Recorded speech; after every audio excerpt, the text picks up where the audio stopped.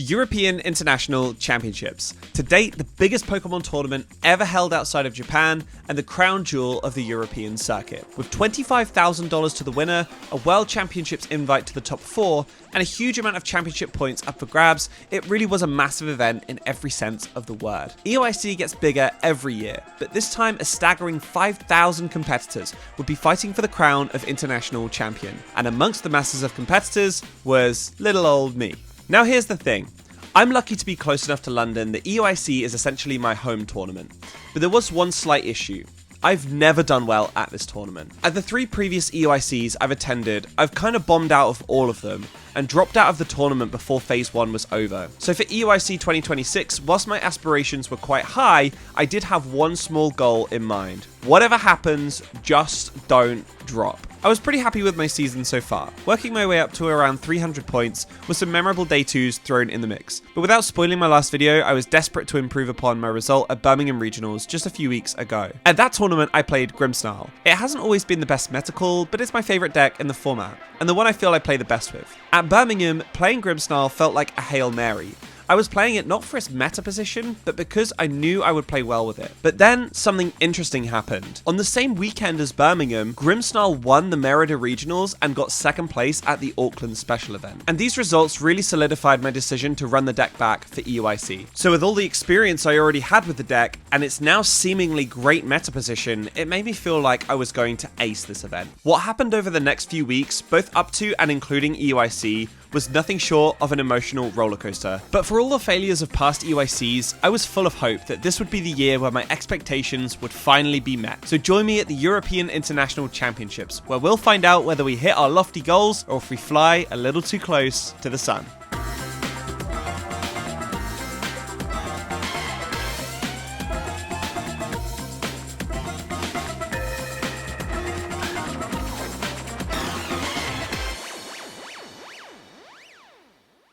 Before we move on, I want to take this opportunity to just thank everyone who watched my first video, liked, commented, and got in touch. Starting this channel on such a high just really feels like a dream come true, so I couldn't be more grateful.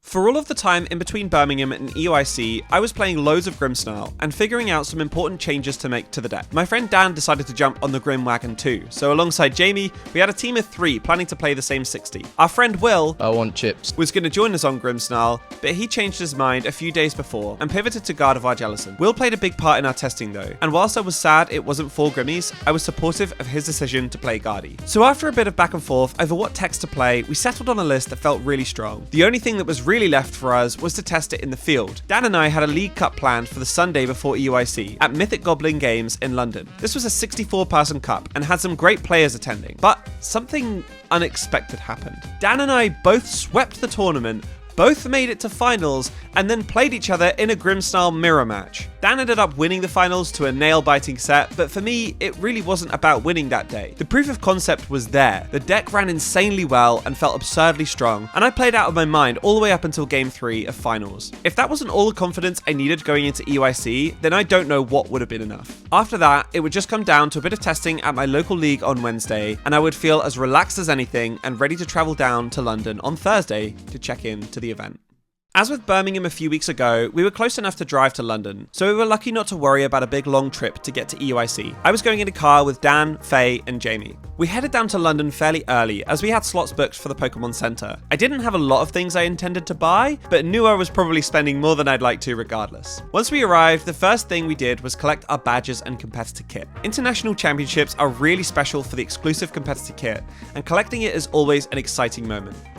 The hat's on. Alright, let's check out our competitor kit that we've got just for signing up for the event. Here's our competitor mat, which is so sick. I absolutely love this. We've got our hat as well, as modeled by Jamie. Looking good. We've got a deck box, really cool.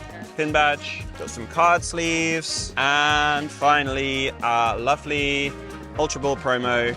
Yo, that is so nice. I saw it in the display cabinet and I was like, that's coming home with me. After that, it was time for Pokemon Center. Whilst I didn't get a lot of stuff this year, I was really impressed by how well organized it was and how much great merch was there. The sealed product was fairly limited, which didn't surprise me one bit, but I did get the raffle to buy a Mega Evolution ETB, so I snapped that up for sure. Jamie said he wasn't going to spend much money and then has literally fallen at the first hurdle to his favorite Pokemon, Squishmallow. Kind of like the double deck box. We'll take in that for sure. So with Pokemon Center wrapped up and our to-do list at the XL all finished for today, we hopped on the tube and caught up with the rest of our group at our Airbnb. China are about to score 3 points. If we don't trade. So I feel like stretcher counter catcher, the Guardia, so really hard to re-establish it. As we were playing test games and re-sleeving our decks on Thursday night, I remembered back to all the previous EUICs when day one hadn't gone well. Either I'd been inexperienced, unprepared, or I'd just hit unwinnable matchups. But for this tournament, I genuinely felt so confident and ready to tear it up. But everything came down to tomorrow, the biggest test of the season so far. So the last piece of the puzzle was making sure I got a good rest and felt ready for the first day of tournament play.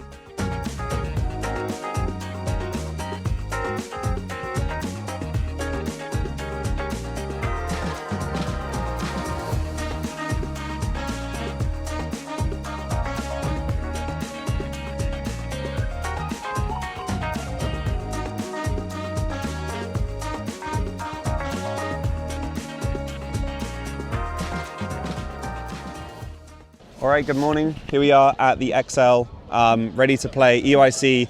My fourth EUIC. This time is going to be the one, I'm sure. Let's do it.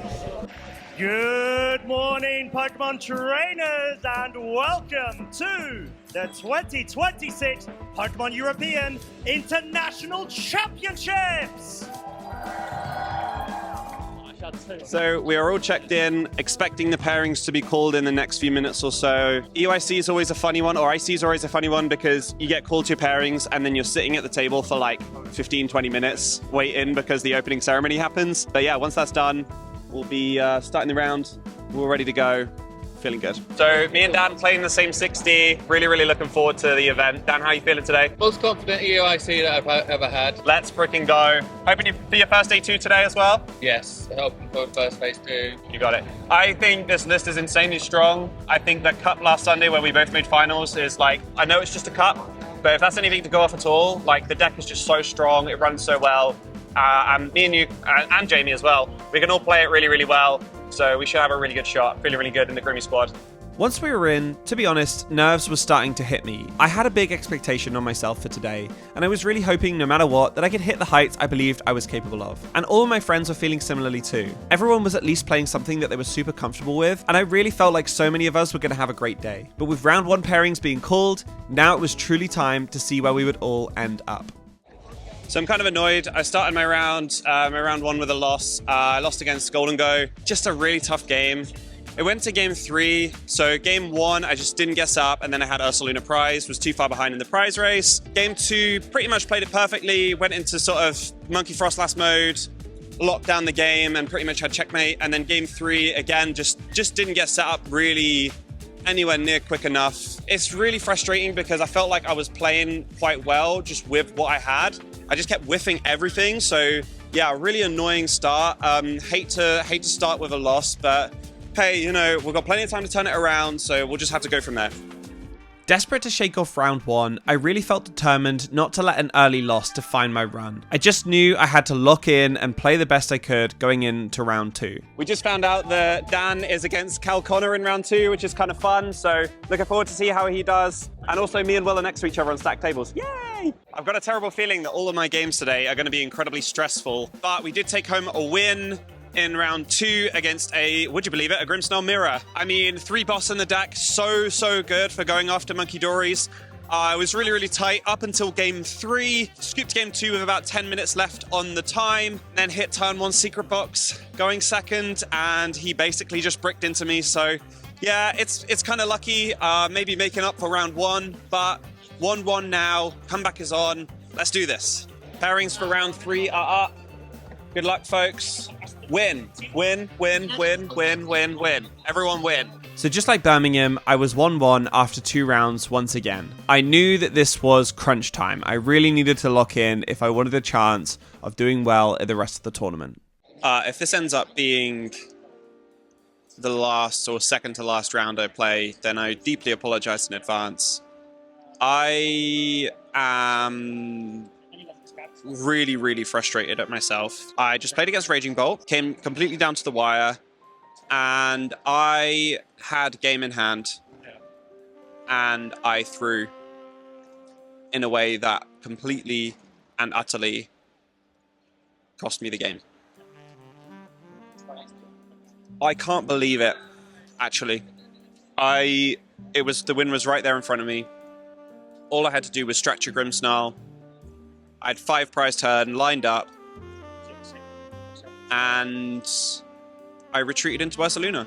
And it wasn't until after I retreated into Ursaluna that I realized that I would have had game.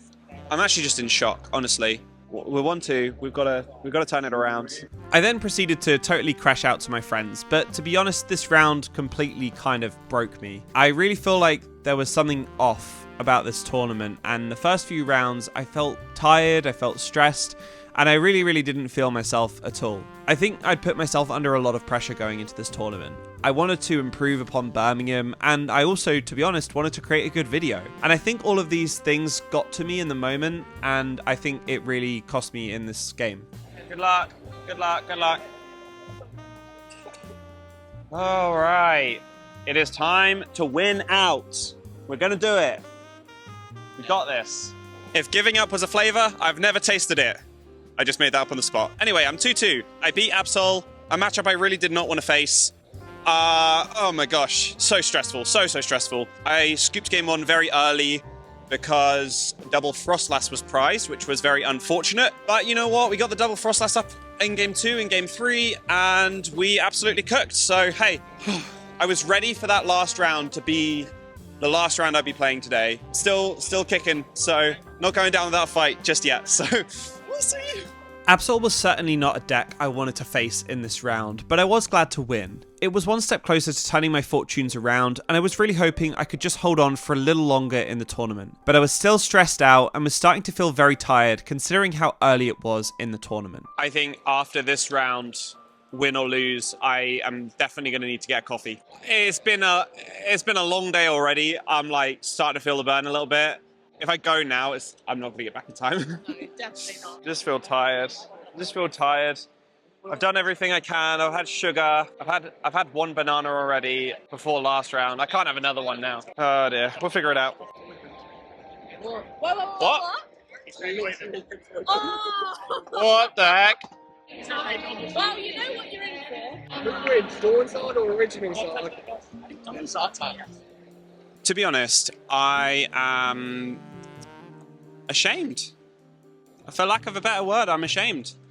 I lost to Golden Go. And so I'm 2-3. I'm out. 2 rounds against Dengo where I've just like completely heartbreaked and had absolutely nothing.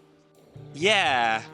I don't know what I'm supposed to do now for the rest of the, I guess I win out for 5-3. Otherwise, this is an incredibly disappointing vlog. Yeah, sorry everyone. Wish I could have done better, but hey ho, the draws were not with me. Yeah, there is always next year, I guess. It's one thing getting tantalizingly close to day 2 and then just falling short, but being out of day 2 contention by round 5 was absolutely devastating. This round felt truly out of my hands. Game 3, I had the perfect setup. Played a Lily's Determination to draw 8 cards and drew all Pokemon and energy. No trainer cards, nothing to keep me drawing cards and progressing my board state. And despite knowing exactly what to do against Golden Go, going out to a brick is just the worst feeling in the world. The main thing for me now was to try and win my remaining rounds, as a 5-3 record would still guarantee me to net some points. So despite being out, I knew that I still had something to play for. It was time to shake off the disappointment and just keep moving forwards. So yeah, Dan is 3-1-1 with the Grimmy. Dan, what matchups have you faced today? Right, so I faced... So I know I've done this gag twice in this video now, but I'm the editor, so I call the shots here. Dan was having a great tournament at 3-1-1, but just like my last video, my friends just don't know how to get to the point. So Dan, you're a star, but once again, I have a video to edit. So I spent the run up to this tournament really hoping that Polt Noir would be like my ticket into day 2, like all the Dragapults, beat all the Dragapults, and then I'm in day 2. And it's not until I'm out of day 2 contention that I hit one. But I did beat it, so we're 3-3. 2 more to go to 5-3. We can get to 5-3 for sure, and then that is, to be fair, my best EUIC result if I'm 5-3. So hey ho. So going into this round, Dan and Will were both 3-1-1. Dan was against Crustal, so curious to know how that ended. Will won against Absol, so he is 4-1-1 onto the winning in. It's really nice. I'm sat next to Will on static tables. I'm kind of spectating his games and his run. He played really, really well into that Absol. I'm very happy for him. Hopefully he can get over the line with one out of the next two, and then we go from there. But yeah, no, he's absolutely cooking. All right, people are heading off. Will's on a winning end. Yippee! Dan needs to win 2. Tim needs to win 2. Harry needs to win 2. You need to win 2 as well. All right. Let's do it. And I need to win 2 for 5-3. So there we go. Win out time from the whole squad. It's times like these in a tournament where I'm so happy to have all of my friends around me. Partly to vent about my horrible luck, but also to cheer them on and support them as they go into their crunch rounds to try and progress into the tournament. It feels like such a loser's mentality to say that I've had really bad luck all day, and that's most of the reason why I've lost my games. However, all I'll say is when my opponent playing Dragapult goes first and gets turn 2, Candy Pult Neo Upper, and takes 2 prizes on turn 2, that's ridiculous. I think at this point in the video, I just have to apologize for how much I actually crashed out on camera. I know that raging is not really that fun to watch, so I am sorry. I was really, really tilted in the moment, and I'll talk about it more in a little bit. But things were really, really off. I just lost to absolutely horrible luck against Dragapult, and I was really, really raging about it. Tim, on the Absol. On the Absol, yeah. You just beat a Grimmsnarl. 2 in a row. You just beat 2 in a row. 2 in a row. Holy. To be fair, the second one played a lot better than the first. One more for the in a row. triple sweep into day 2. That would be sick. Please. Dan, unfortunately, is out. Lost to Absol. Unfortunately, none of the Grimmies making it through. And Will. Hi. Hello. Will, you're on a winning in now. Yes. You were on a winning in last round in a Guardi Mirror. How was that? It was okay. My list is a little bit of a pile. His list was more consistent than mine. We both had Guardi Jelly, so we both had the same kind of tools for the matchup. He set up better than I did, and I got a good lead in game 2, but he just massively outplayed me. Better player won. Seemed like a really nice guy as well. Yeah, he was. I really enjoyed him. Nice one. Well, one more to go. Hopefully you get it. Best of luck to you. Let's see you there. Let's see you in day 2 with the Jank 60. Let's get this pile in day 2. Let's do it. Let's go. So I am playing the last round, even though I can't make points now. But it is partly just because I'm here and I may as well, but also so I can spectate Will's winning in. So I'm just going to start by saying my round did not matter at all, but I had a no-show. So I finished 4-4. But more importantly than that, William Gracie is the last man standing of our group, and he is in day 2 with the Jank Guardi Jelly. Will, so bad. Will, talk me through that round. Okay, so I hit N Zoroark. I think this matchup's pretty good. I'm playing a lot of Jank, but that's quite helpful in this matchup because I play Drifloon and Diancie. They're not good cards, but they do help when you hit Zoroark. So I have a way to one-shot the Zoroark. I have an attacker that doesn't die to Zoroark and can one-shot the Zoroark with setup. So I think with Iono especially, I've got really good options to just prize trade them effectively. So I was sat next to you watching the game. The way that you lined it up to get back-to-back KOs in Zoroark, because obviously you need 40 on there to knock out with Diancie, just flawlessly set it up, and then I kind of donked him game 3. Opened up. We take those. The Ruhr attached parts, baby. We love it. You couldn't ask for much more, I guess, on your winning in round. So yeah, well done. Congratulations. Looking forward to day 2? No. One more to play today, and then... I'm tired, man. Yeah. Just like, I want to eat a burger. Maybe have a beer. Hey, the burger is right round the corner. I was over the moon for Will. He'd been playing so well, and I felt like his run was really deserving of a day 2. Yes, he switched off of Grimmsnarl, but if you're gonna do that, then you may as well play one of the best decks in the format. But as I'm recording this video, I'm thinking what my real takeaways from this tournament should be. Like, where did it go wrong? Despite my bad draws, I don't think it was the deck. And despite my misplay in round 3 that entirely cost me the round, I don't think it was my ability as a player. Honestly, I think I just put a lot of pressure on myself. And that made me tired and stressed and honestly quite tilted throughout the tournament. And that caused me to play badly in some games, and it let bad draws really get to me. Put simply, I realized something. I actually just wasn't having fun. At the end of the day, when you're spending so much time stressing over your result, the game as a whole isn't going to be enjoyable, let alone one singular tournament. And the results won't come your way with that mindset either. Sometimes setting your expectations too high means you have further to fall, and I think at this tournament I fell victim to that, perhaps more than I've ever done before. So as day 1 of EUIC was winding down, I felt disappointed that I hadn't hit my goals, but I'm glad that if nothing else, I'd at least seen the tournament through and not dropped early. If there's one small win to take away, at least it's that. So phase 1 was over and we headed out to our dinner to congratulate Will and commiserate on our own runs. Dan did the best of the Grimmy squad, but sadly bubbled out of top 1024 points with a 4.22 record. 2 glasses. Okay. Yeah.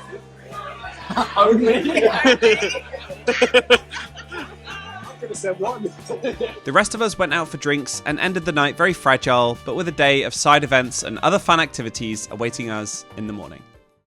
As I woke up on Saturday morning, to be honest, I was feeling a bit down. Once again, I was waking up on the morning of day 2, gutted that I wasn't playing in the main event, but I was excited for a fun day of playing side events and cheering on my friends that had made it through to day 2. I ended up playing the Gym Leader Challenge side events in both the morning and afternoon. It's not a format I take super seriously, but I enjoy the deck I play, which is Shock Clock, so much that I was well up for playing it twice today. I went 2-1 and then 1-2, but for a deck that I just play for the fun factor, I don't mind that record at all. After that, I had a wonder of the spectator activities that were happening in the venue. I think EUIC has done a marvellous job of being an incredibly spectator-friendly event, not only via the Pokemon Center, play labs, and pin trading, but there were so many opportunities to try out the new Pokopia game, play fairground-style minigames, shop with the vendors, and so much more. Will ended up finishing his Swiss rounds at an 8.51 record, which landed him a top 512 placement, which to be honest, out of 4,000 Masters is an outstanding achievement. A bit like me, he was also very tired, so he swiftly headed home after Swiss was over. Those of us who stuck around for Sunday decided that we actually didn't want to go back to the venue and instead decided to head home. It had been a long and exhausting few days, and I think we were all keen to get back home and relax. At International Championships, they broadcast the finals of all 3 age divisions, which is really fun. You get to see juniors and seniors playing on the big stage, which you don't normally get to see at regional events. The junior division finals were won by Grimsnarl, would you believe, in the hands of Kotaro, who played the Gardevoir matchup really well. Seniors was won by Jacob, playing Kangaskhan, a slightly rogue call for the event, and a tantalising all-EU Masters finals was won by Edwin Mesman on Absol. Shoutouts also to Drew Stevenson on Golden Go for repping the UK and specifically East of England in a major finals. Next time, you'll get it for sure. In some ways, you could say EUIC really didn't go to plan. But I did also plan to have 3 amazing days with my friends, doing something that I love and capturing it all on camera for you all to see. Going to tournaments is an incredible experience, and I'll never take any of it for granted, no matter the result. Yes, I was unsatisfied, and I knew that I wouldn't be able to go to the next major in Seville to try and redeem myself. But more videos are coming to this channel, and I'm motivated to keep growing and learning, both at the tournament table and in front of the camera. So thanks everyone for watching this video. I wish I'd had a better tournament run to show you, but hopefully I was able to show you how fun an international championships can be, even if the tournament doesn't go how you expect it to. Maybe next EUIC I'll finally break through to day 2, but the only way to find out is to be part of the journey. So make sure you subscribe, and I'll see you in the next one. Until then, take care.